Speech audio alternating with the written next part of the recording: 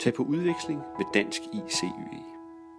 ICYE står for International Cultural Youth Exchange. ICYE er en international sammenslutning med afdelinger over hele verden.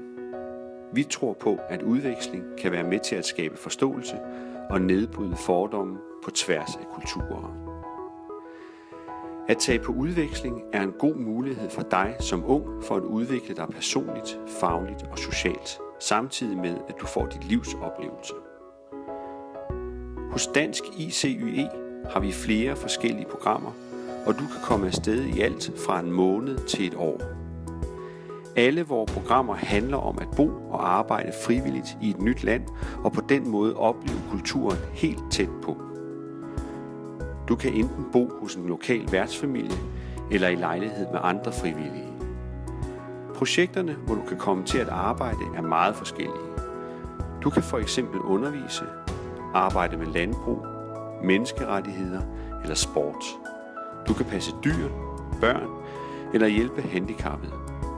Og er der noget, du er særlig interesseret i, så kan vi også hjælpe dig med at finde frem til netop det.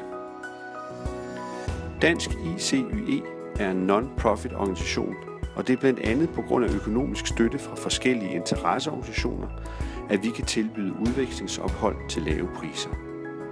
Du kan endda komme helt gratis afsted med det EU-finansierede EVS-program. Vi er ikke en nødhjælpsorganisation, og det er ikke meningen, at du som frivillig skal ud og redde verden, men at du skal opleve den. På vores hjemmeside kan du læse mere om de forskellige programmer, og har du spørgsmål til, hvordan du kan være med til at tilrettelægge din udveksling, er du altid velkommen til at ringe eller skrive til os på sekretariatet. Du kan også følge os på Facebook for at holde dig opdateret med spændende muligheder i udlandet og lokale arrangementer i Danmark.